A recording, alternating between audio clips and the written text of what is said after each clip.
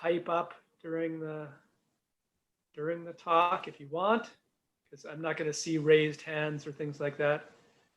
You can all read my emails now if you want. Is everybody seeing my screen? Yes. Yeah. Seeing the yellow flowers. What are those? Black-eyed Susans or Coreopsis? Or... Both of them. Coreopsis on the bottom right and black-eyed Susan everywhere else. So last month, Claudia talked about our work down near Hurley in trying to establish these native plant meadows. And she talked about the vegetation aspects of it and then kind of left the question for us as to, well, did they work in terms of the bugs and in terms of the crops? Did they do what we hoped they would do? So what I'm going to try to talk about today is I'm going to step back a little bit, and this is perhaps more of therapy for myself than for anybody else, but it's to try to look a little bit at the state of insects at the moment and the state of our land, and sort of use that to lead into why are we trying to do what we're trying to do. And so that will lead into an introduction to the insect aspects of our agroecology work. And then Dylan is going to talk a bit about bees, and Kenny's going to talk a bit about wasps in the context of the agroecology. And then I'll come back to round it off a little bit at the end with some closing thoughts. Cat stole my food. Bob. So one of the things I like to think about is a little bit, if you go back to when American Entomology was written, and this was one of the first books about North American insects, and this was written in 1825, and then you compare that to, say, American insects in the year 2000, what was the landscape that those insects were experiencing? How does that differ across that time frame? And how does that relate to the work we're doing and the current condition of insects?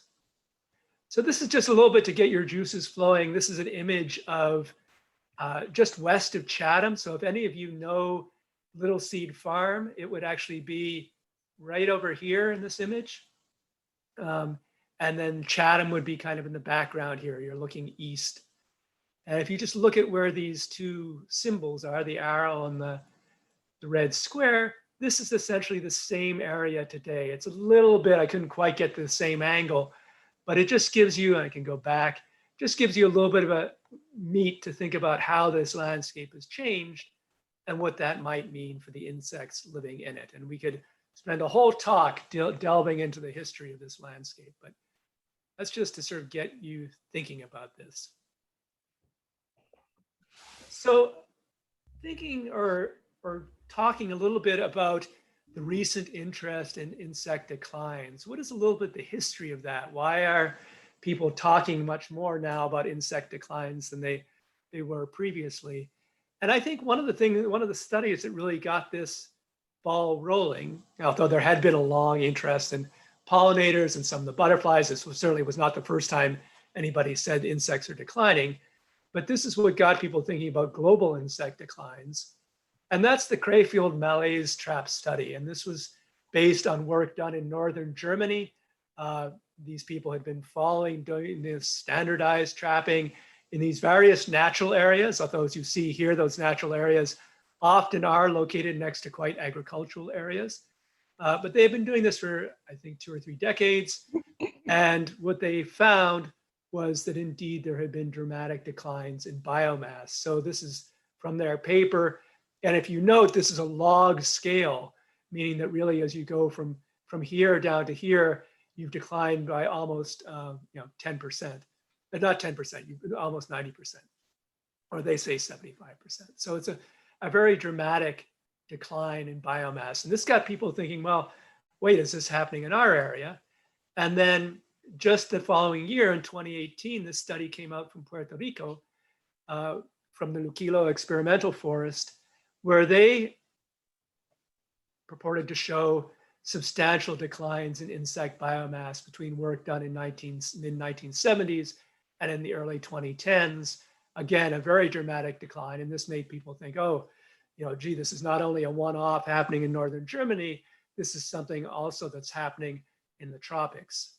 And then, of course, the font of all knowledge, the New York Times, got on this, and in 2018, November of 2018, published The Insect Apocalypse is Here. And that really, I think, helped start the public conversation. National Geographic did an article. There were various other places that it came out. And so that's in some ways a simple story, but I think the story is actually more complex than that. And I just want to delve into it a little bit. This is a paper that was recently written, January 2021,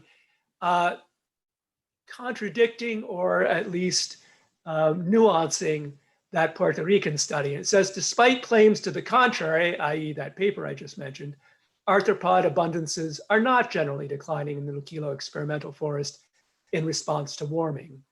So the author is not claiming by any means that insect populations are not changing in some way in this experimental forest.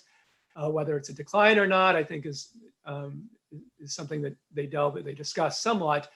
But really, I think they were saying there have been a lot of other changes happening at this forest, and that those might be explaining, those local changes might be explaining some of the patterns that one is seeing. Looking a little bit at Europe, this was a paper, again, 2021, looking at butterflies in Europe. And the diagram here shows the number of Red Book listed butterfly species. You could say the number of rare butterfly species in Europe. The red indicates, quite a few species in that particular country, up to green, meaning not very many at all. There are some difficulties with this in that some countries maybe don't monitor as much as others. Some are smaller, some are bigger. But I think it does indicate that these patterns of insect decline, yes, they're happening. They appear to be happening in Germany, but maybe they're not happening throughout Europe. Maybe it's more geographically specific. And this study adds to that train of thought. So this is a study done in England, which you see in this nice little gray map up here. And it shows moth decline in Great Britain as a whole declines between 1965 and the early 2000s. But that decline is basically fueled by what's happening in the southern parts, whereas in Northern England and in Scotland, if anything, there's a bit of an increase. So again, just adding this idea that maybe it's not completely global everywhere, it's actually responding to some factors in the landscape. And then this is finally bringing it home. This is a analysis of the North American butterfly surveys that have been done for about almost 30 years now, I think. 20 or 30 years, maybe 20. And what this shows is that it's showing you the trend in species abundance. And where it's red, it's very negative. Where it's deep blue, it's quite positive. What you see is that for part of the country, maybe about half the country, now it seems to be a little bit up, a little bit down.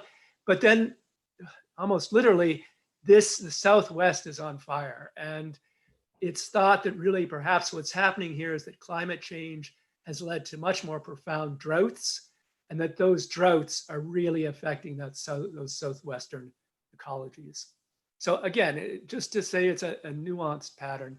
And this is to bring in the tropics. This is work from Costa Rica, not Puerto Rico, but this is looking at caterpillars at the La Selva, which is an experimental station there in Costa Rica. This is, in this case, it's not abundance, it's species richness, but between 1995 and, it looks like 2017, 2018, there has indeed been a substantial decline. And just to look at that in a more visual way, this is some work by Dan Jansen and Willy Halwaks. Dan Jansen has been studying the tropics for a very long time, one of the real leaders in tropical ecology. And these are pictures of his moth lights in 2007 and in 2019. Now that's not, he doesn't try to quantify that, but it is a visual representation of what he feels is happening. And then this is just to bring it really close to home to New York State. This is work from the NABA 4th of July butterfly counts. And each of these, it goes from 1990 up to 2018.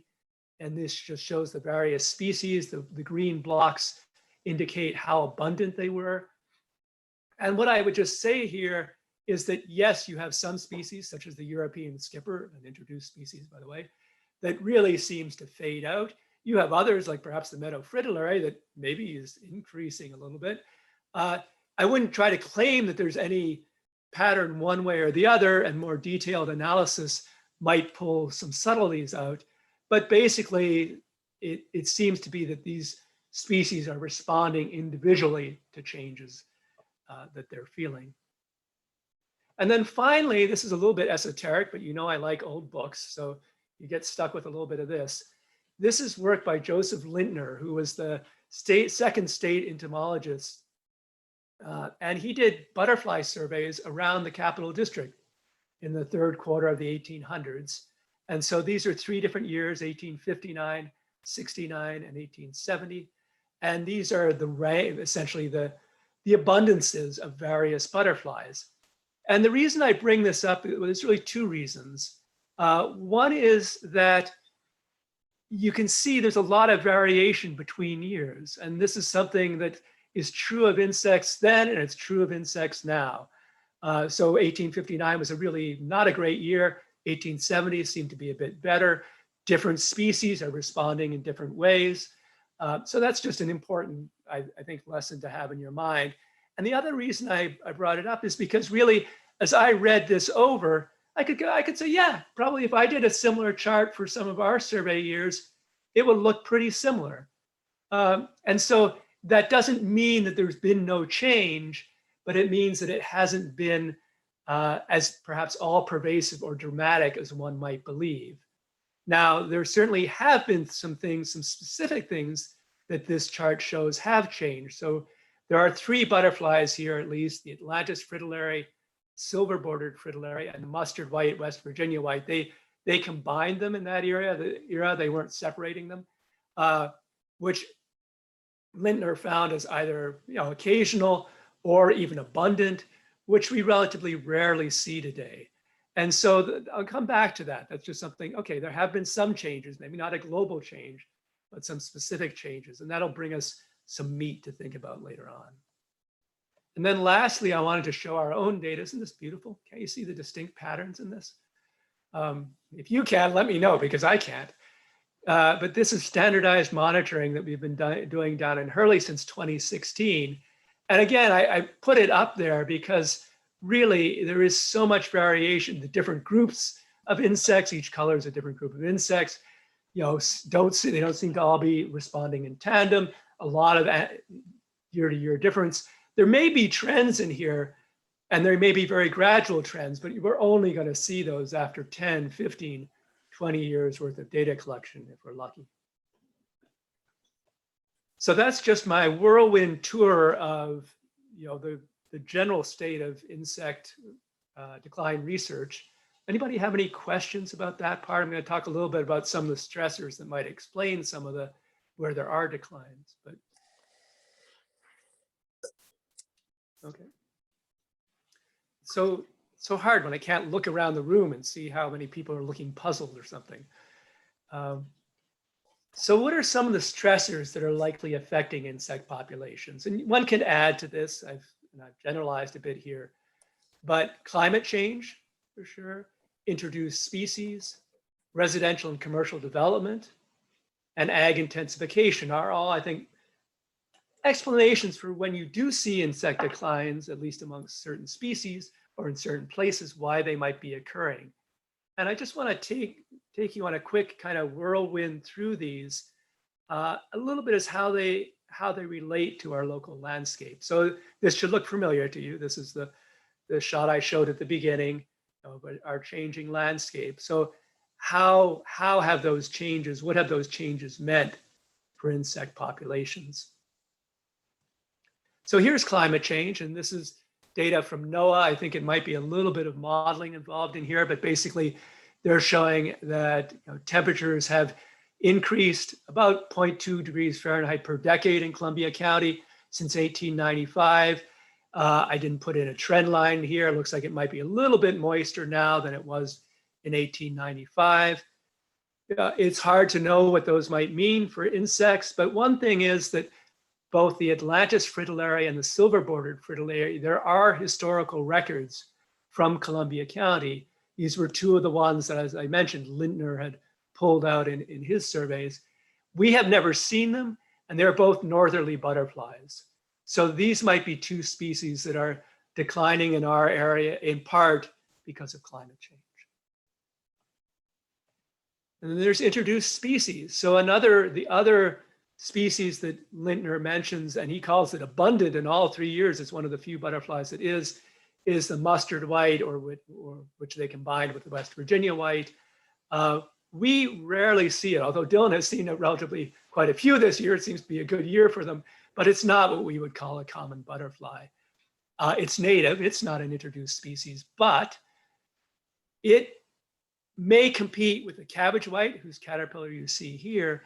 And furthermore, this caterpillar is on garlic mustard, which is thought to perhaps be an ecological trap for the mustard white. So garlic mustard is an introduced species, it's an invasive. And what seems to happen is the mustard white, or West Virginia white, senses it as a food plant, lays its eggs on or near it, and then the caterpillar tries to feed on it but can't survive. And so it really fools the caterpillar and can be contributing to the decline of the mustard white or the West Virginia white. Residential development is another thing that's happening in our landscape for sure. This is an area of austerlitz just southwest of the 203-22 junction. You can see that in 1971, you had these big areas of essentially unbroken forest. You had farming and settlement along Route 22, for example. But now this is sort of a Swiss cheese of housing development. So this is certainly something that's been happening over the past several decades. And this is just what's happened in the past year. So this is going to take a little bit of explaining, but hopefully I can manage it. This is out of the New York Times again. But this was looking at movement, migration, in-migration, out-migration in the Hudson Valley in the past year. And the darker the green, the more in-movement you have. And the purple indicates out-movement, exodus. And so what you see, and here's Columbia County, what you see is that indeed many areas in Columbia County have been experiencing an inflow of people. In fact, this same article says that Hudson is actually the most rapidly expanding metropolitan area, if I understand it right, in the United States. Of course, that's relative increase. It's not absolute, but relative to its initial size. So this is something, this expansion of settlement is something that's definitely with us. And what does that mean in terms of consequences for insect? Well, one thing is this map. This is a map of pesticide use by weight in New York State by county in 2017. It's from Cornell, pesticide use and something, I forget, sales recording. And what it shows is that the counties that are in gray actually have the highest amounts of recorded pesticide use. And if you note, those are not counties that are primarily known as agricultural counties. You have Saratoga County, Albany County, Dutchess County, Westchester, Long Island. Yes, you have some agriculture there, but that's not probably what's driving the high pesticide use in these areas. Rather, it's lawn care, it's house pesticide extermination, those type of things. So this is a consequence of, or can be a consequence of, increased settlement is actually increased pesticide use. And this is just another diagram from the same database. The brown shows you overall pesticide use in New York State. Here's the axis for that. Blue shows you pesticide use in Columbia County on this axis. But I put them together to show you that, in fact, pesticide use in Columbia County seems to be increasing more steeply than it is for New York State as a whole. Again, a potential threat to insect life. What insects have suffered from that? Well, perhaps some of our bees, such as the bumblebees. This is the Bombus affinis, was last seen in New York State in 1999. Now, it may in part be suffering from some diseases that have been brought in from elsewhere, so it's not necessarily entirely to do with pesticides, but certainly pesticides have not been helping our bee populations in general. Another thing that settlement brings is lights. And so this is northeast at nighttime. Here's Cape Cod, New York City down here. Here's Albany up here. Here's Columbia County. And you can zoom in there, getting a little bit closer, and indeed even a little bit closer. You can see in Columbia County, a lot of lights around Hudson, some around Philmont, Chatham, Kinderhook. There's Hillsdale. You can each find your home on this map. And so this is another thing that settlement brings in. If you walk around, you see the floodlights that people put on around the backs of their houses.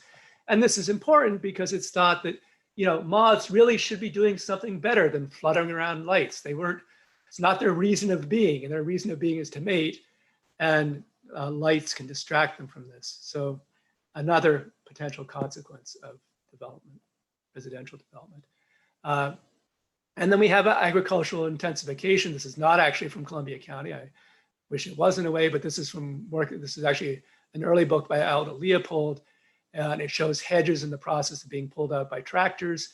So, and if you look in Columbia County, you indeed see that in between the 40s and the 50s into the 60s, fields got a lot bigger. There was certainly some abandonment, some fields, some less good fields disappeared, but those that remained were more intensively used.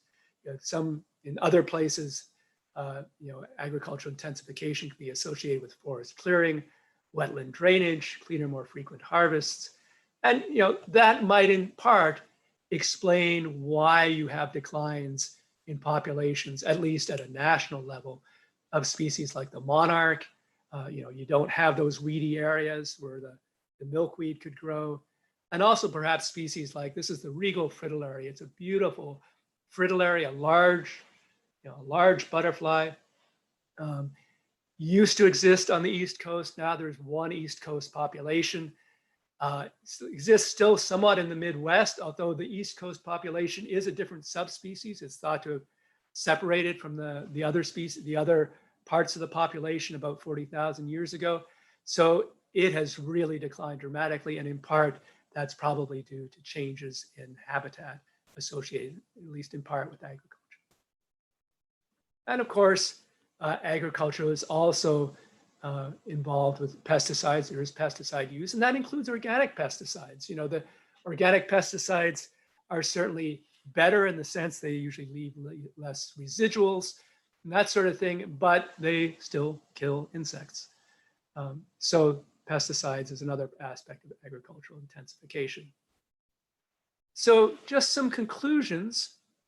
There are profound insect declines happening in some regions, but not in others. Even within regions of relative stability, some species are declining sharply. Insect population trends are really hard to measure because of that marked year-to-year variation.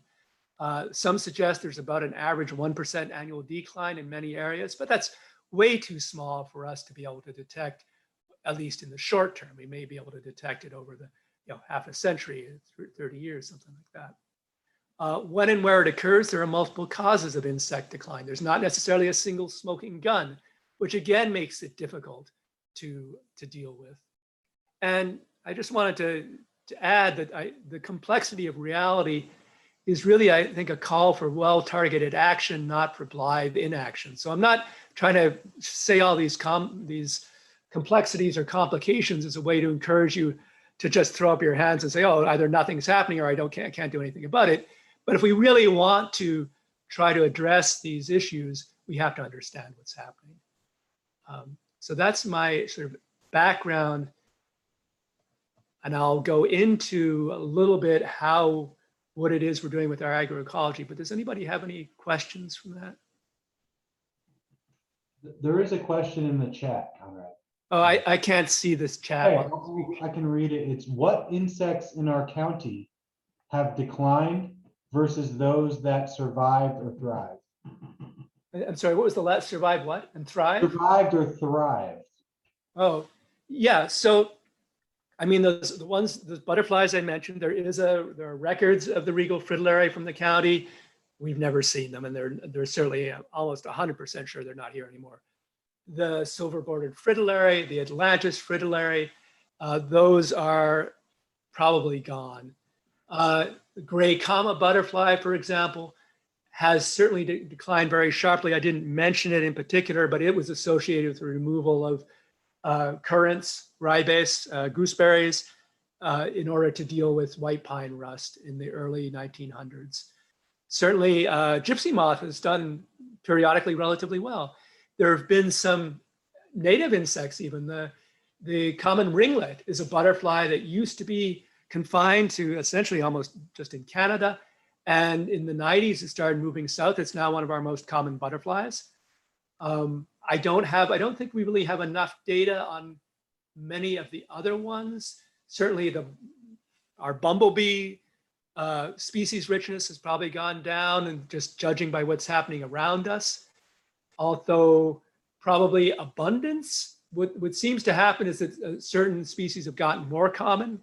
Bombus impatiens, the eastern bumblebee, has gotten more common, while bumblebees like Bombus affinis, the rusty, the amber, it's not amber rumped, but it's something like that, bumblebee has gotten a lot rarer. So I think there's, and I'm sure this is happening amongst some of the other insects, but we just don't have the data. Any other questions?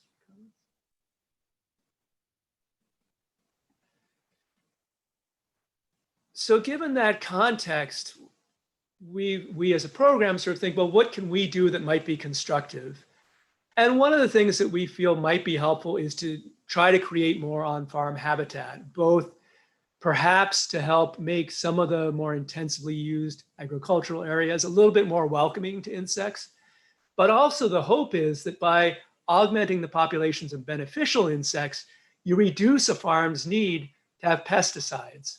So there are many different ways that you could respond to the conservation of insects, but this is kind of the route we've been taking. And so that leads into our agroecology work. So I've made it through the first part of the talk. Don't worry, the rest of this is, at least my part, is certainly not nearly as long. But that was important just to sort of help you understand why we're doing what we're doing. So to introduce our agroecology work, the first type of on-farm habitat management approach that we tried. So we want to try something that we think might help support insect biodiversity and at the same time help increase the number of beneficial insects in that habitat. The first type of management we've tried is to plant wildflowers. And there's a basis for this, and that is that really, this is a really neat website. If you don't know it, it's called conservationevidence.com, where they've gone through and reviewed many different types of conservation management and tried to look at what studies are out there. And one of the many conservation actions that they reviewed is the use of wildflower strips in farmland conservation. And they felt, after reviewing 104 studies, it really is beneficial. I was recently talking or communicating with somebody in England who said, beetle banks, I don't know, but plant wildflowers. And so this is something, of course, now we're trying to do a beetle bank, but anyway, wildflowers seem to be roundly recognized as a beneficial, as a management activity that can be beneficial.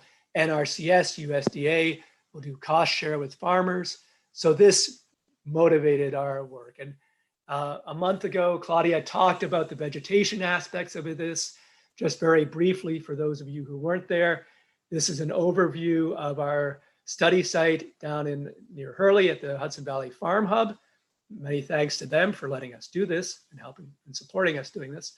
And what you see here are 3 different treatment beds. This is replicated again here, and then there's another set of 3 that's out of the picture. And each of these is about 100 feet by 200 feet. And there are basically, a little bit more complicated than this, but basically there are 3 treatments. There's a fallow field in which nothing was planted, but which was managed the same way as the other 2 treatments. There's an area where many wildflowers, a variety of wildflowers, were planted. And then there's another area where mostly grasses were planted. So there was one grass in this flower-rich seed mix, but there are more grasses over here, and there's a few wildflowers here. So these were our 3 main treatments. And then this will be relevant later on. There are little veggie beds down here where we planted some vegetables to see what the consequences were. So basically our question was, if you plant wildflowers, do you get a higher diversity of insects? Do you get more beneficial insects? Do you get benefits to the adjacent vegetables, adjacent crops? And so we looked at that in a variety of ways. There's Kenny running through the field with a sweep net. Here's our malaise trap. We also had pit traps. I'm not going to go into all those details. I'll just quickly show you one kind of summary diagram, and then Dylan and Kenny are going to go into some of the details. So this diagram shows you abundance. It's an index of abundance from our surveys from 2018 through 2020 in these different treatments: the wildflower, high wildflower mix, the grassy mix, the fallow control, and then there was actually another control that I didn't mention, which is just an adjacent hayfield. And so, for example, if you look at bees, and I should say this is a relative index. In other words, there were not necessarily many more bees than there were spiders, but within bees, there were many more bees in the wildflower mix than in any of the other treatments. And likely the same way, likewise, hoverflies tended to be most abundant in our wildflower mix. Okay, all well and good. That's what we were sort of hoping for. And then if you move on, it gets a little bit more complicated. We should just move. No, I won't just move on. Lady beetles were actually most common in the fallow control, as were spiders, as were wasps. And these little circles around some of the names indicate that these patterns seem to hold across the years of our monitoring. These other patterns of lady beetles and spiders were a little bit more up and down. So that's within beneficials. Within pests, you had aphids, flea beetles, leafhoppers, all most common in that fallow. Okay, that's good in a way. At least they weren't in our wildflower mix. The butterflies and moths were most common in our wildflower mix. Now you might say, well, why am I putting butterflies and moths in as pests?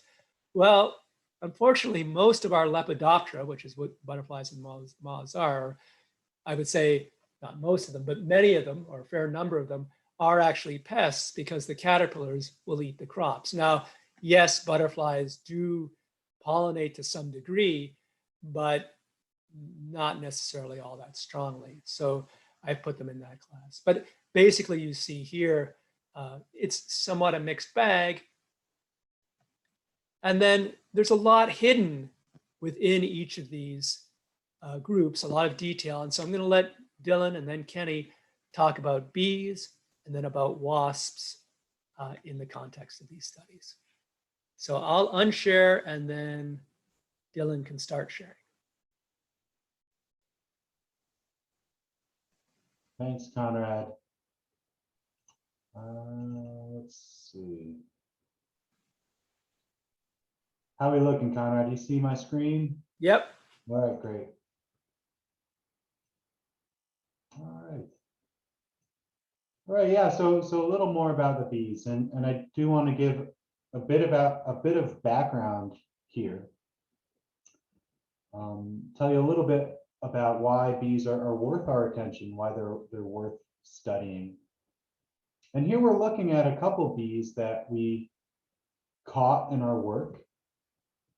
And I mean, these ones are really beautiful.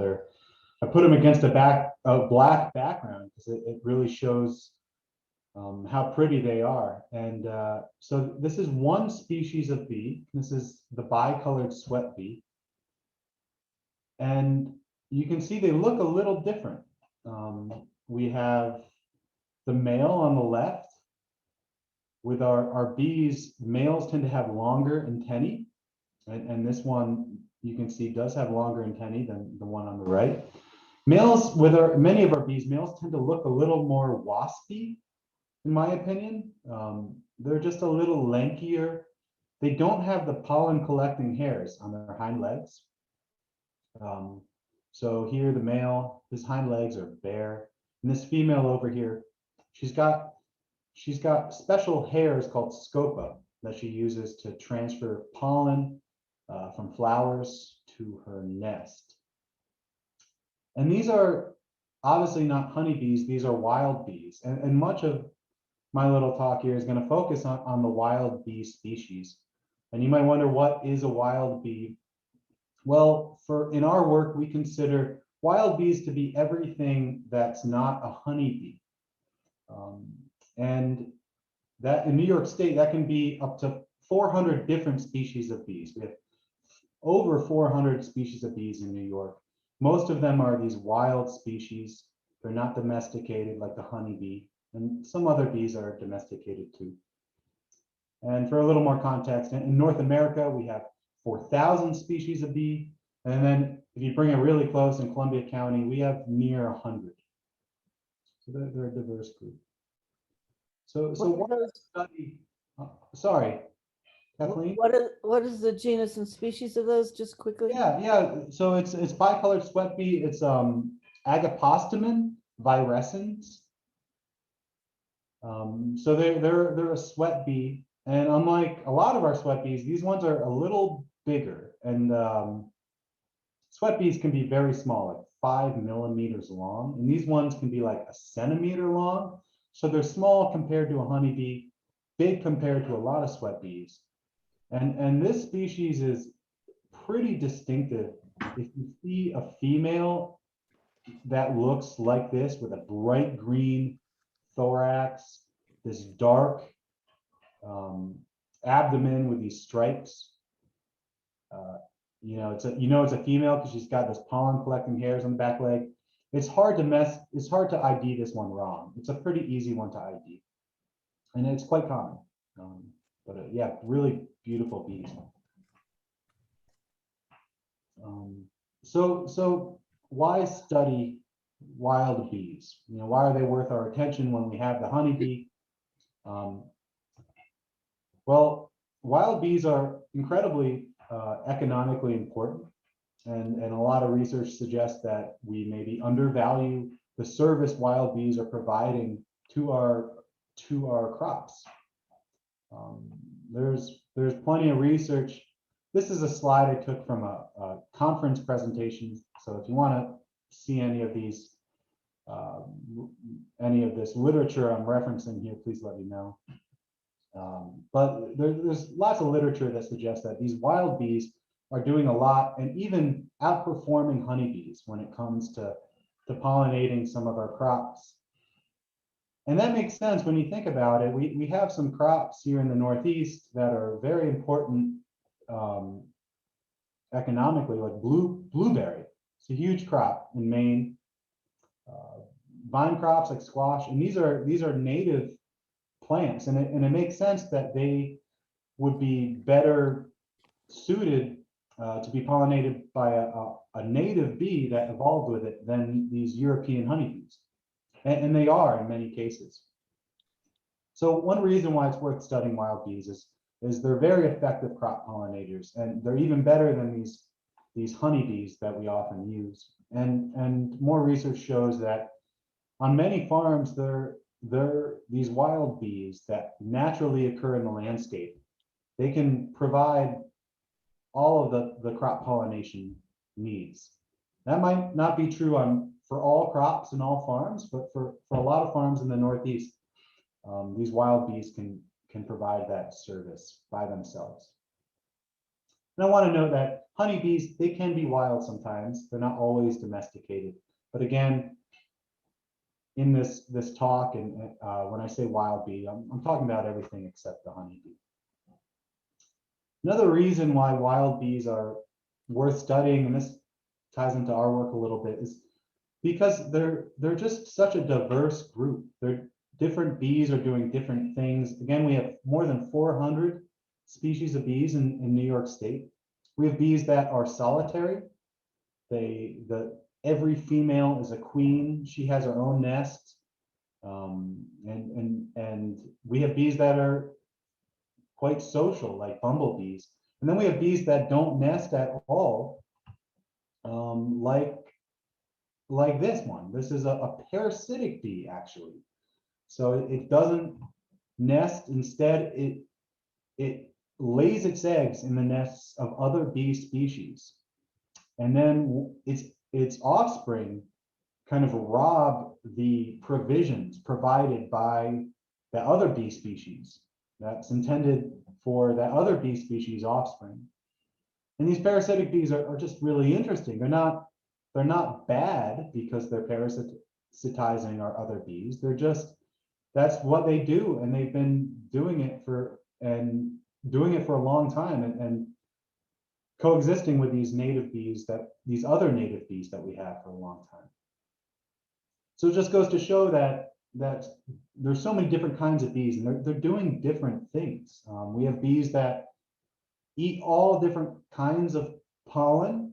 You know, they're going to be on the spring ephemerals, maybe, and then on the cherry blossoms, maybe, you know, on the dogwoods. They're able to utilize the pollen of many different plants for getting that food. And then we have these highly specialized bees, like the squash bee, shown here, that feeds on just one kind of flower, the squash flower. And this one's a male. He's got longer antennae. A lot of our male bees will have a little bit more yellow on their face than the females. And the male bees of this species, actually, they sleep in the squash flowers, which is pretty neat. So there's a high level of specialization in some of our bees, and that makes them interesting. And also, you know, when if you're trying to understand if you get more bees if you plant flowers, well, this goes to show that what kinds of bees are you getting more of? And that matters when it comes to crop pollination, or if you're just trying to increase the diversity of bees.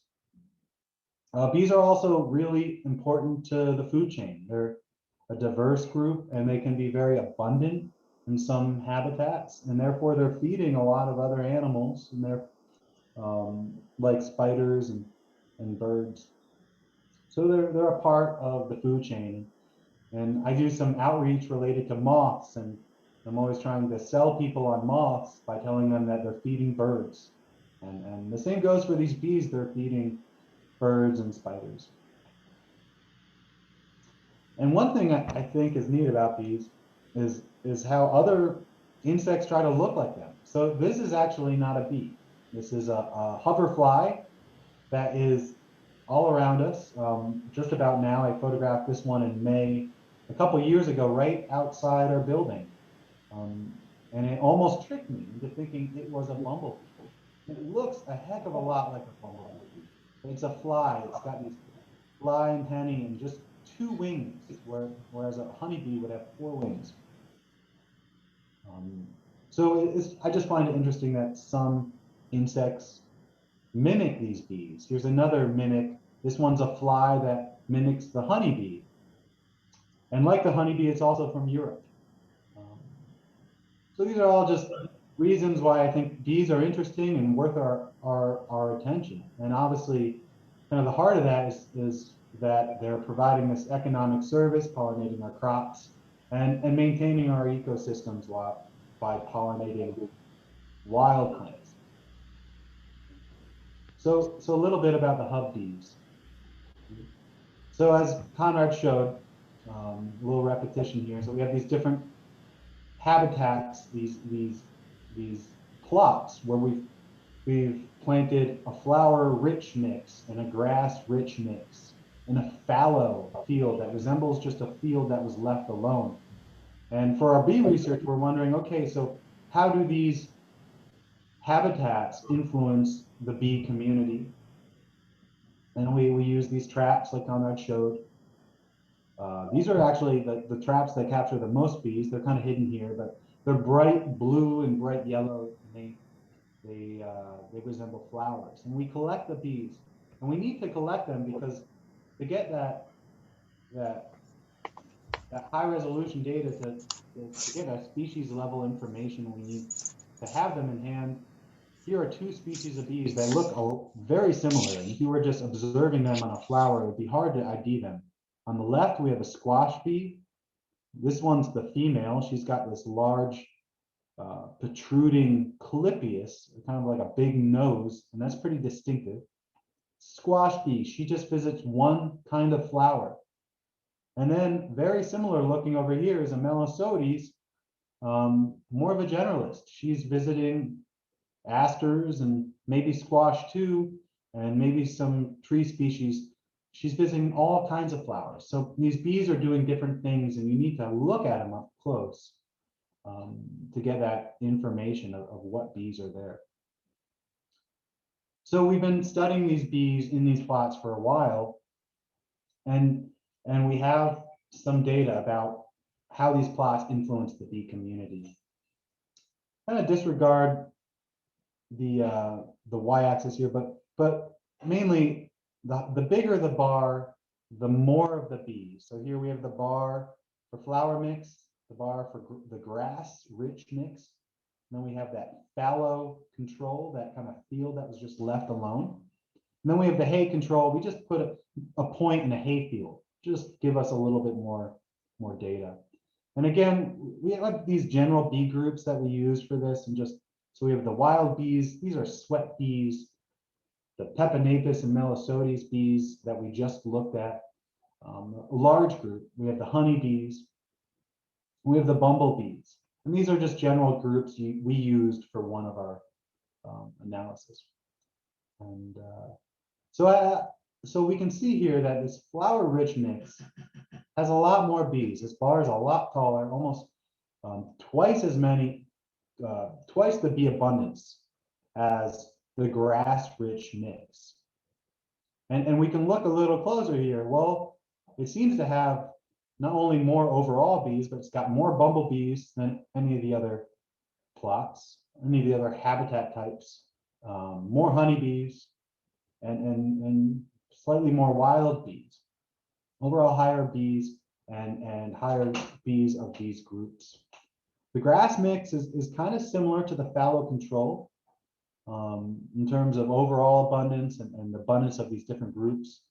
And then the lowest abundance of wild bees was in the hay control, just this point out in the hay field. So just looking at this, it does suggest that these flower strips, this flower-rich habitat that we've installed on this farm is having a positive impact on the overall abundance of bees, and also the abundance of these different groups of bees. But you can look closer. There might be certain species that might benefit more from the grass mix than the flower mix, and that data might be lost in this, and that does seem to happen. And this is a rather confusing chart here, but really, well, so here we have the represented by color, the 10 most common types of bees. These are genera of bees, and the fact that we're seeing very different arrangements of colors here show that these plots, these habitat types that we've installed, are having different effects on the bee community. So we do have overall highest abundance of bees in the flower mix, but some bees might actually, some specific kinds of bees might benefit from the hayfield, such as the Lasioglossum here. So here in red, we have this flower-rich mix is dominated by the bumblebees, while the grass-rich mix is dominated by these Halictus bees, and then the fallow control is kind of mixed.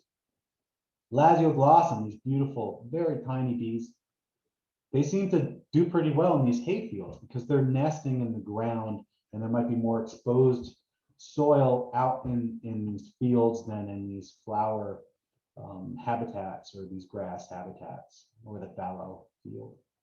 But overall, higher bee, going back to that earlier graph, there's way higher bee abundance in the flower-rich mix. And here we have species richness, which means the number of species of bees is highest in the flower mix. So overall, I think it's safe to say that flower mix is having the greatest positive effect on the bees when it comes to their abundance, when it comes to their species richness.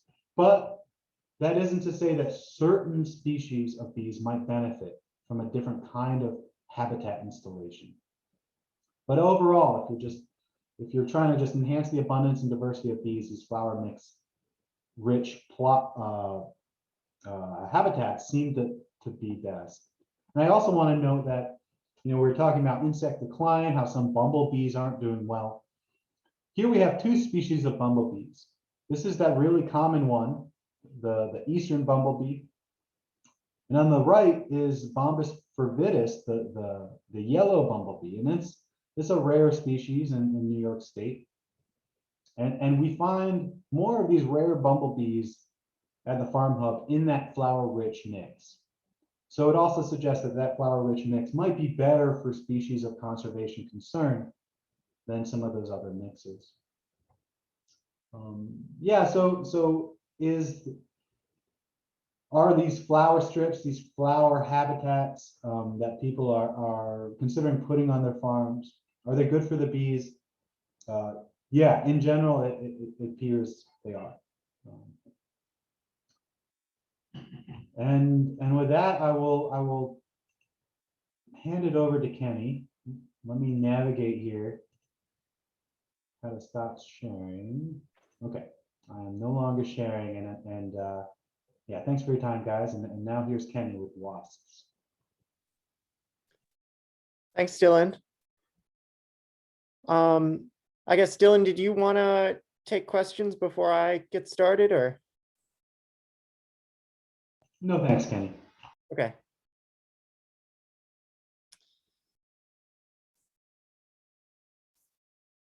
Let's see here.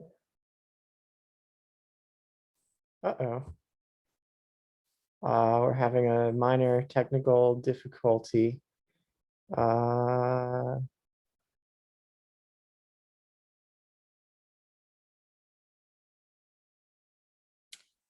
All right, I'm going to need to leave the meeting and come back. I'll be just a moment, sorry. See you soon.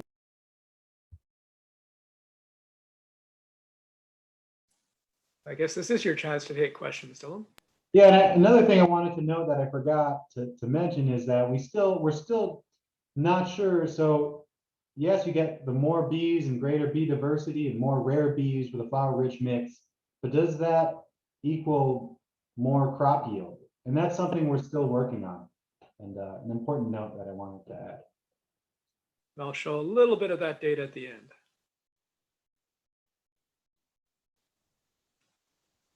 Back, Kenny. Hello again.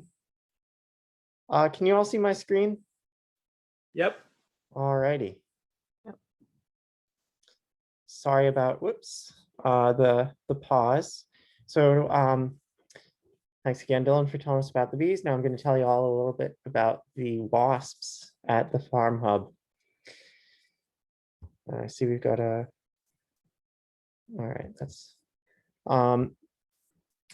so of course, some of you may be wondering why study wasps. What's so great about wasps? I'm sure everyone here is familiar with, your yellow jackets that, they sting, they bother you about picnics. Who would want to know anything about wasps? Well, there's a lot more to wasps, a lot more kinds of wasps than just, your yellow jackets and your paper wasps. And they're really important beneficial insects on our farms. Most species of wasps are tiny insects that live as what are called parasitoids, as kind of in between a parasite and a predator. Like a parasite, they develop by feeding on another organism while it's alive, but like a predator, they end up killing that organism. And so they mostly attack other insects, including insects that can be pests of our crops. For example, here you can see this great photo that Conrad took of a wasp called Microctonus brevipediolatus attacking a striped flea beetle, which likes to eat crucifers, cabbage and broccoli and those sorts of crops. And some of you may be familiar with this site, tobacco hornworm that's been parasitized by wasps in the family Braconidae.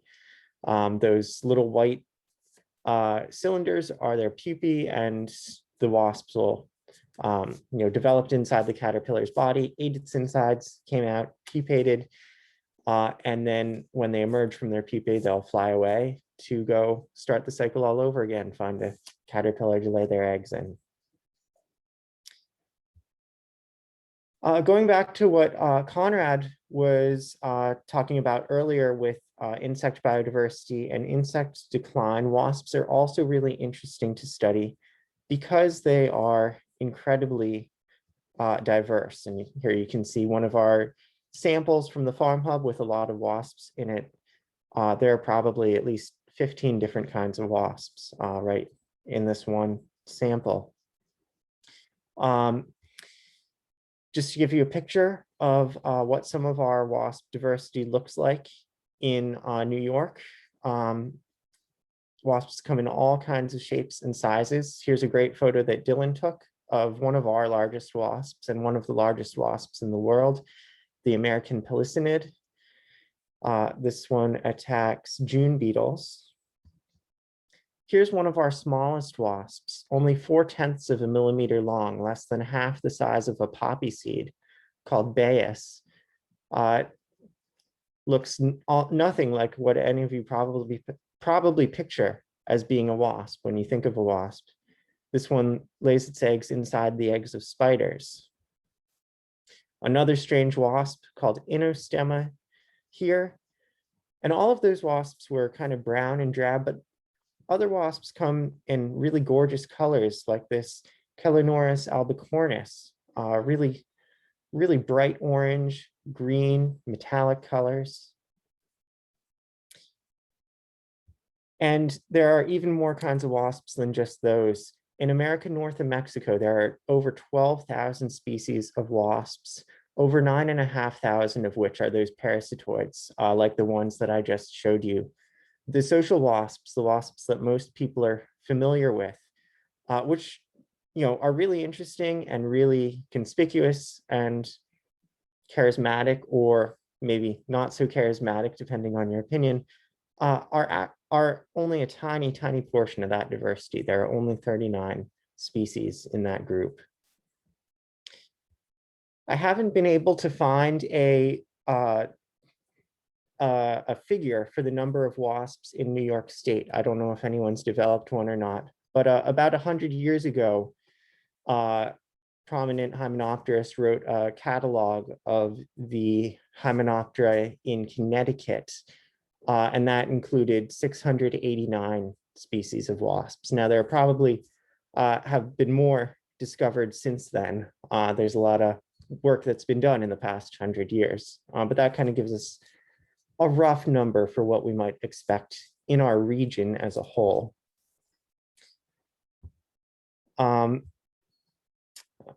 I guess I got a little mixed up here. And some of the wasps that, to build on that idea of, we're still learning more, still adding wasps.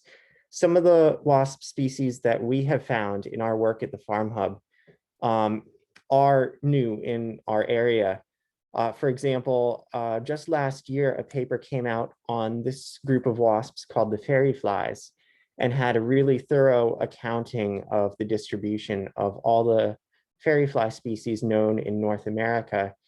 And a number of the ones that we have found at the Farm Hub were not listed as being known from New York in that paper, including this one called Neomimar verrecki, which is one of my favorite wasps that we found.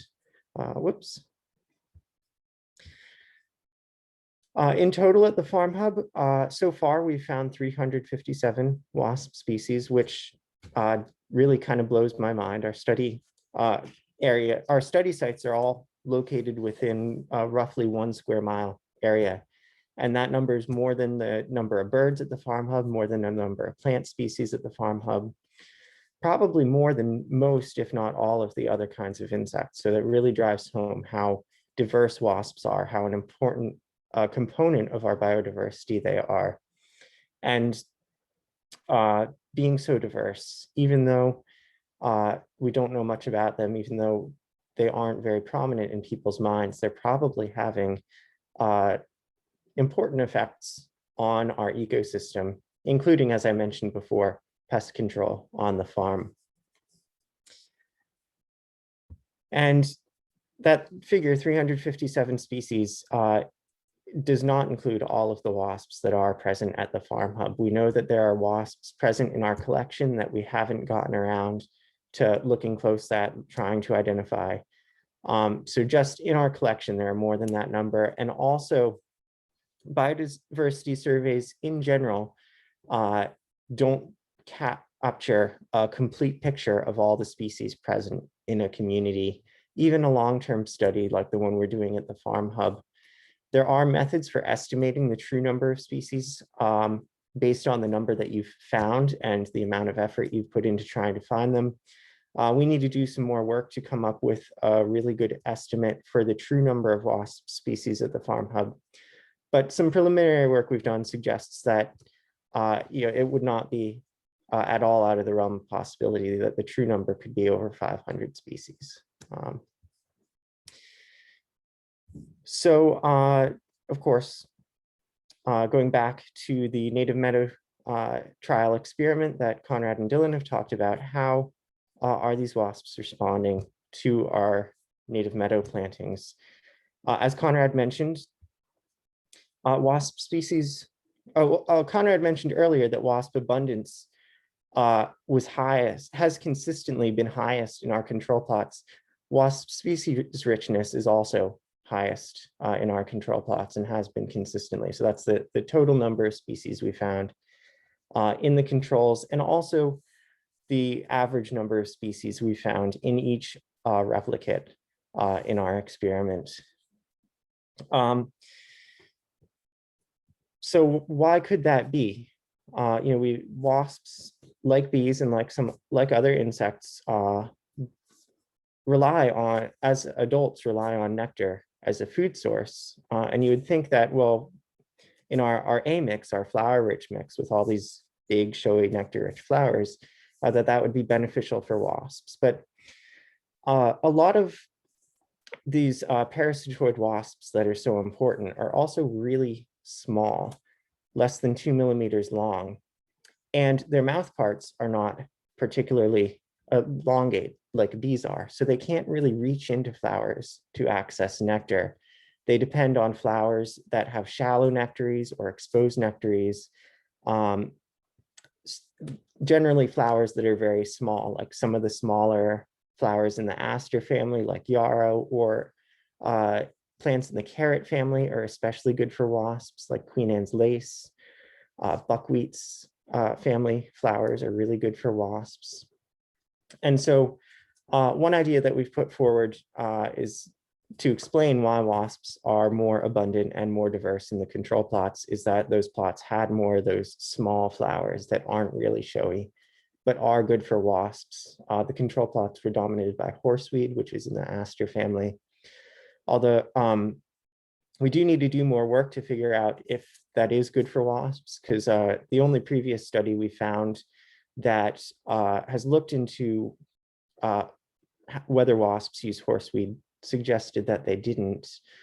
But Conrad also mentioned earlier that aphids were way more abundant in the control plots than in the experimental plantings. And wasps can also use honeydew, this sugary substance that aphids and aphid relatives secrete, as a food source. And so it also seems possible that the prevalence of aphids in the control plots might be providing a food source for our wasps. It also seems possible that host insects for wasps to lay their eggs in are more diverse and or abundant in the control plots, and that's providing resources for the wasps. Insect diversity, there's some evidence that vegetation, the complexity of vegetation structure in a habitat is related to the insect diversity in that habitat. And the control plots have a more complex vegetation structure than the experimental plantings. And so there's some evidence that wasp diversity is related to that vegetation structure. The diversity of other insects is related to that vegetation structure. Could be a variety of reasons why there are relationships there, but that might be an explanation. Part of the reason vegetation structure could be related to insect diversity is that the microclimate that it creates. A lot of wasps are not necessarily very resistant to dehydration. And so if there's more complex vegetation, those plots might have more humidity, more shade, be a nicer environment for wasps to live in. But this is all just speculation. We don't really know, and it would be interesting to do more work to try to figure out why the wasps are more abundant and more diverse in the controls. I see some questions coming in, so I'm gonna take a quick pause. If any of those are related, I'll address them real quick. All right, I'll keep going. Another interesting pattern we've noticed in the native meadow trial plantings is that if you look at the replicates individually, the controls, while the controls on average had more wasps and more wasp diversity than the flower and grass mixes, that pattern wasn't consistent among the three replicates. But there was a consistent pattern based on the position of the plot within the replicate. All of the center plots had the highest wasp diversity. So that doesn't change the pattern I just described with the wasp diversity being higher in the controls. The control, if it wasn't the most diverse plot, it was always the second most diverse. And if you take sets of three, the control in the same position, the control was always the most diverse. But there could be some kind of edge effect or something like that going on in the NMTs that's also affecting wasp diversity, which might be an interesting thing to look into. Here's a graph showing that pattern in a little bit of a different way, and you can see the edges on average have fewer wasp species than the center plots.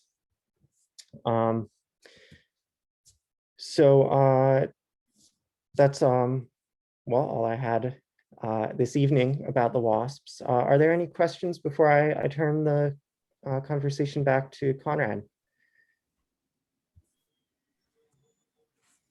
Yeah, Kenny. So when you talk about edge effects, what's actually your effort per sample? So do you take, let's say, 10 sweeps or something like that?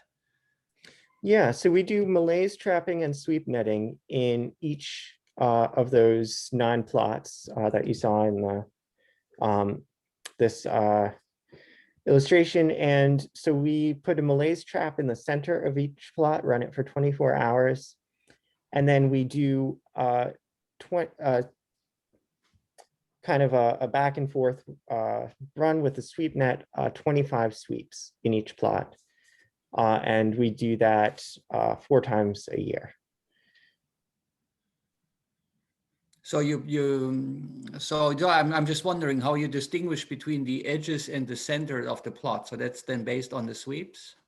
Well, so the edge effect, I'm thinking would be more for the replicate, the set of 3 plots as a whole. There are, each plot is, if I remember correctly, 100 feet long by 50 feet wide. But if you take them all together, that's 150 feet long by 100 feet wide. I don't know, but it seems possible that there might be a little, area in the center that's less affected by any kind of edge effects that might be occurring in that center plot, and that the that the two plots on the edges are kind of acting as a buffer for that center plot. Oh, I see, I see. Um, Okay. against the general environment on the farm. I don't actually know if that's the case. Again, this is something we would need to do other work to look into. It's just a guess as to why there are more wasp species in the center plots consistently, even though they are, have three different types of vegetation on them, three clearly different types of vegetation on them. But there might be other explanations too. I'm certainly not suggesting that's the only possibility.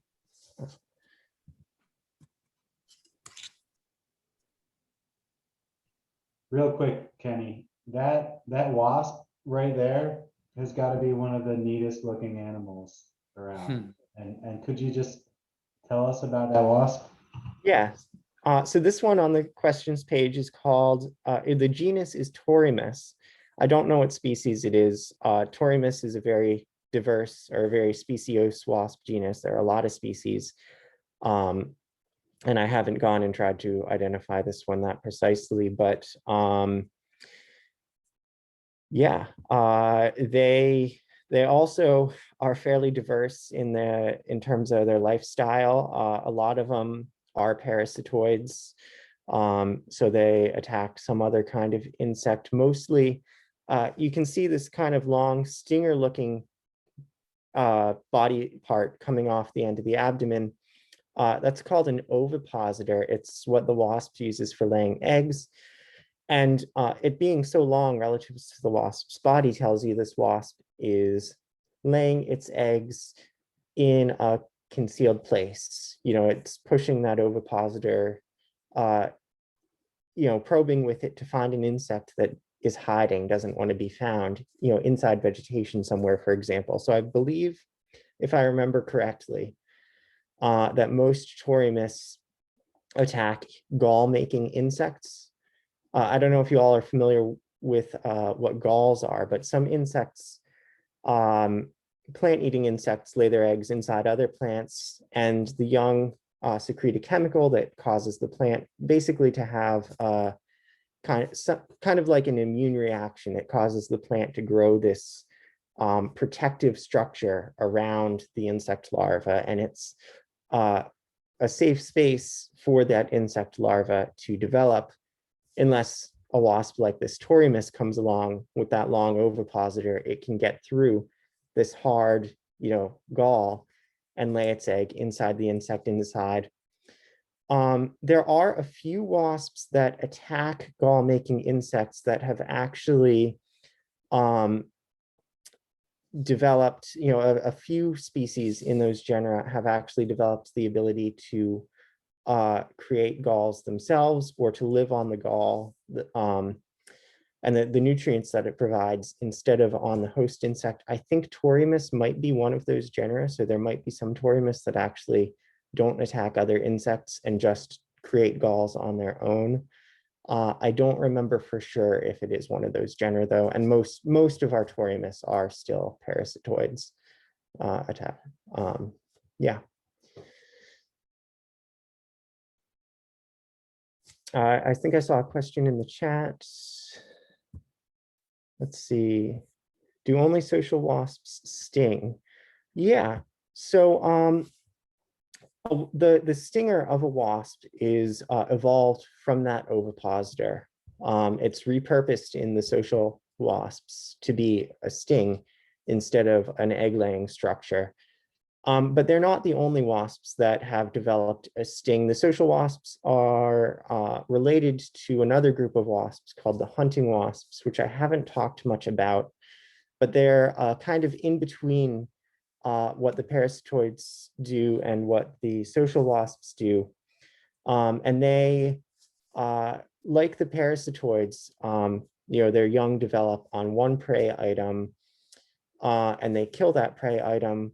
But most of the parasitoid wasps will just attack the prey wherever it is in the environment and leave their young on it or in it to fend for themselves.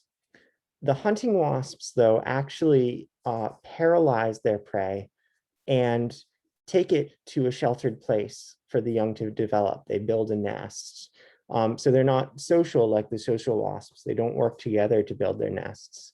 But they do go that extra step, and they use their venom in their sting to paralyze their prey permanently. So the prey stays alive, but can't defend itself anymore. They are able to sting too. But the social wasps are the only ones that will be aggressive. They have that extra incentive. They are building this concentrated nest.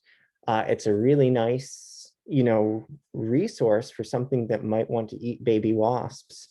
And so they have that extra incentive to defend their nests aggressively against, potential predators. Most of the all of the hunting wasps that I know about, while they hypothetically can sting, they're non-aggressive unless you do something like try to grab them. They're not going to sting you. All right, well, I'll turn this back to Conrad. Thanks for listening. Thanks, Kenny. Thanks, Dylan. I think we should do like a beauty contest here in terms of whether people like the bees or the wasps, but then I would have to talk about ground beetles because I want to give them a chance, but I'm not going to do that. So we'll leave that out for now. Are ground beetles beautiful, Conrad? Oh, they are. Oh, you should see the emerald green ones. We won't go there. That'll be another talk. All right, I will wrap up with this. Everybody seeing my screen? Is that good? I guess. If you can't see it, tell me. Yes. You're muted, Dylan. Yeah, so this is just me, a little bit wrap up here on what the crops think of all this and a little bit on where we're going with our work. So what's the agronomic bottom line? What do crops think about our seedings? Of course, think is a little bit of a misnomer, but as we mentioned, we planted some crops next to each of our different treatments, next to the wildflowers, next to the grass-rich mix, next to the controls. And we planted some butternut squash, which some of you have probably eaten because we usually end up with a lot of it and we share it. And we've also, the last year, we planted sweet corn. And the question was, well, when we look at the damage to those plants, when we look at the final harvest, are we getting apparent benefits from our wildflower mix? And I'll be really brief on this, but to sort of cut to the quick, the answer is, I don't know. So if you just look at this top graph here, this is this harvest of butternut squash in 2 different years. 2019 is in hatching and 2020 is solid. Here's the total harvest in each of the different treatments. So in our flower-rich seed mix, grass-rich and fallow control. So in 2019 in the hatch, you can see that the highest harvest was next to our fallow control. In 2020, although the overall harvest was low, the same pattern persisted, with there being a higher harvest next to our fallow control. So that was not quite what we had been expecting. And I'll talk a little bit about that more, but the sweet corn was a little bit more as we might have expected. This is average corn cob weight here. And it was indeed highest next to our flower-rich seeding. Now, we're going to continue to explore these. Oops, you went too far. Going to continue to explore these patterns. It may be, for example, that we're seeing more butternut squash next to the control because the control is actually relatively bland looking to a bee. A bee comes along and sees those bright squash flowers and thinks, oh, this is it. I'm going to go in. I'm coming in. I'm going to pollinate. And so takes care of that. Whereas when those squash are located next door to a nice wildflower mix, the bee sort of goes, there's a little yellow squash flower, but gee, I see all these nice monarda or whatever else flower in the distance, and I'm just going to buzz right over the squash flower. So perhaps pollination is lower. We don't know. We're going to look into that. Likewise, the result with the sweet corn, we are now planting much more sweet corn this year, and we'll see if that pattern holds. So more to come. Wasn't quite the effects that we had thought might have happened. And I just want to, one of the main things that I think comes out of this study in some ways, and this is being echoed, or I am echoing, or we are echoing results from many other people, is that landscape context matters. And so this is the landscape of the farm hub. And you can see, yes, there's some pretty big fields, but there's a lot of forest in this landscape. Whereas if you go to central Indiana, this is exactly the same scale. Yeah, you try to find some forest. I think there might be a little bit of forest over here. So you can imagine that the type of habitat management you do in a landscape like this has a very different effect than the management you might do here. Introduce a little bit of wildflowers in this landscape, and by gum, you're probably doubling the amount of wildflowers in the square mile or something like that. Whereas something like this, there's already a lot of resources out there. So that might explain why some of the effects that we are seeing seem to be more muted than what is reported from other places. So thinking about going forward, and here are two photos that almost, one of them may be the same as what Kenny showed, and there's one that's very similar to what Dylan showed.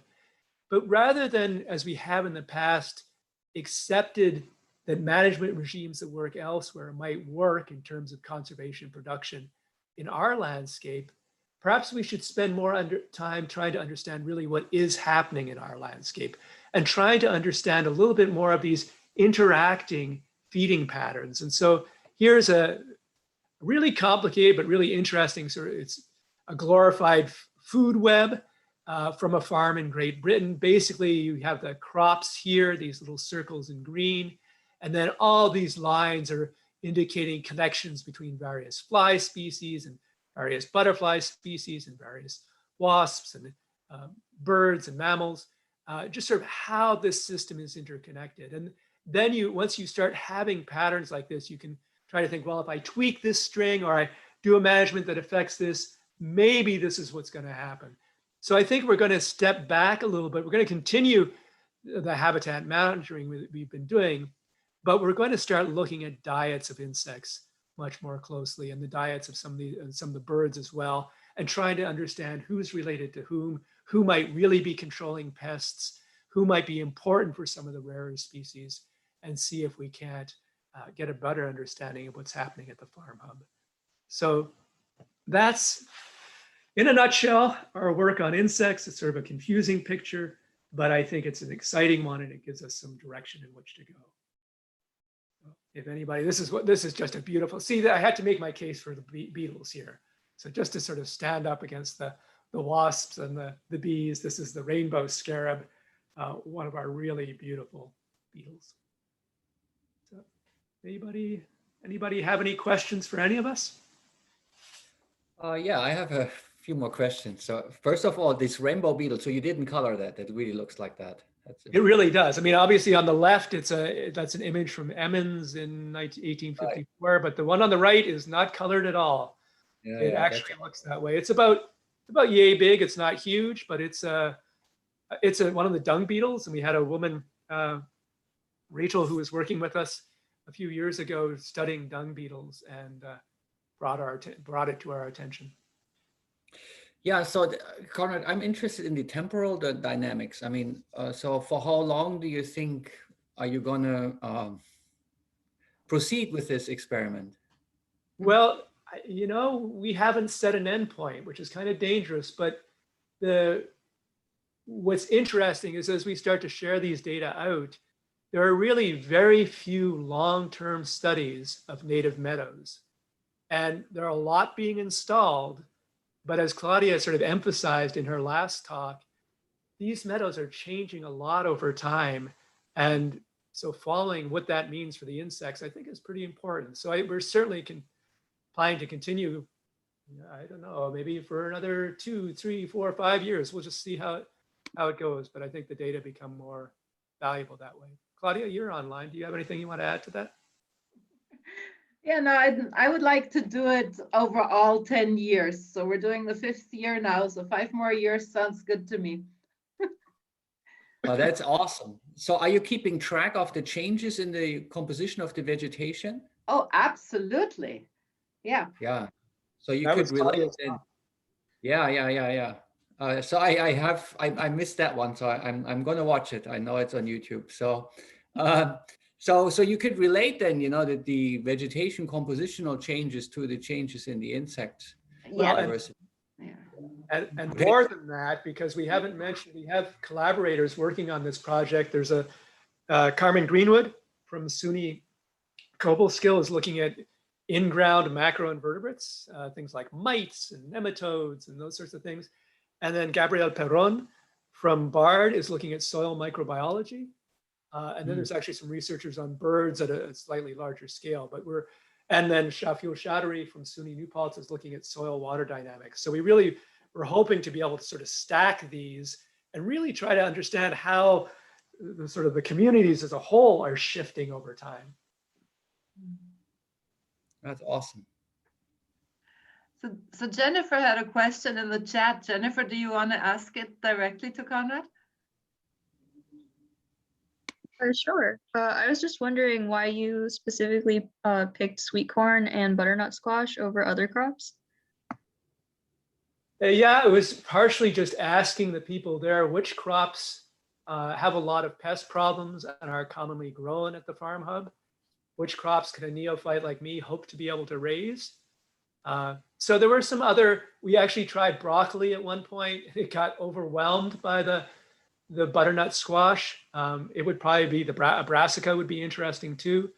So there's some other good ones, but both the butternuts, both the squashes and the sweet corn have a variety of pests. The butternut squash needs pollination. So that was the reason. I don't think they're the only ones we could use, but they had some justification.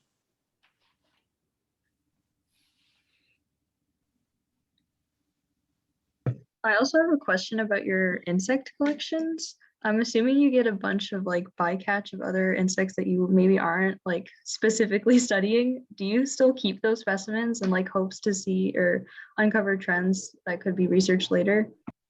I will let Kenny answer that question. Kenny, you want to answer that one?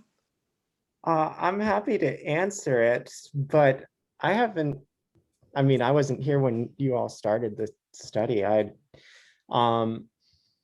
Yeah, we do is the short answer. And we actually, that chart Conrad showed you of insect abundances earlier in the presentation included some groups that we don't focus on specifically. And we do, not in a lot of detail, but we do put some effort into counting, those other kinds of insects and looking at their trends too. Of course, the information is not as granular as what we get with the bees, wasps, ground beetles, etc. But then we do keep those samples, and at least hypothetically, they could be revisited at some point in the future. I mean, they're stored in 70% ethanol, but we catch a lot of insects, and so it would be quite a task to revisit them. And related to that, I just sent off an email today to the people at Guelph up in Canada, in Ontario, where they're doing a lot of DNA biodiversity assessment. In other words, you could send in a sample of something and they'll just spew back what the species lists are based on what the DNA is that they find. And there's one of the groups, actually the most common group of insects that we catch are the flies by a large margin. And none of us are looking at flies. And so I've written to them hoping that maybe we can send off some of the fly, essentially bycatch that we have, and they might give us some insight into the diversity hidden in that group. Cool. In that same vein, how do you determine what goes into your collection? When you say into our collection, you mean what do we keep or pin or? Yeah, what do you keep and or pin? Well, as Kenny said, and this is something that he's been rightfully pushing for, we're trying to preserve our bycatch, but just as sort of a vial full of assorted insects. The groups that we focus on, it's sort of a combination of things went into that selection. It's what is there good enough ID information out there to potentially be able to work with without going into the genetics of it. So, for example, for the wasps, for the bees, for the ground beetles, for the hoverflies, for lady beetles, some of the other groups that, those groups, we have a decent, ants, we have a decent chance of being able to identify. We actually now have reference collections for. Something like the flies, we don't necessarily have such good material for. And the other aspect is that those groups, the ground beetles, the wasps, the bees, all are thought to have importance for crops. So they seem to have a agroecological role, although I think it still needs to be determined for some of them what they're really doing and whether they are really beneficial. But that was it. It's sort of practicality and potential impact on agriculture.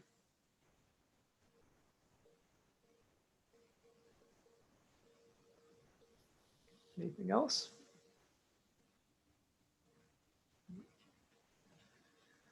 Well, then if there's no other questions, thank you all for coming. I think Claudia was recording this. It should be, if you want to spend your evening again listening to this. I don't think we're going to post it tonight. No, we will not. It's on. Thank you. It was Well, thank you so just much. wonderful, very interesting, really. I have a lot of notes to follow up on. Thank you. Really Feel free to enjoyed do- it. Thank you. We really enjoyed it. See you at the next one. Bye, Marlene. All right, bye-bye. Okay, take care, Claudia. Bye, Conrad. Bye-bye. Bye-bye. Bye, Kathy. Tony and Dylan, good night. Okay. All right.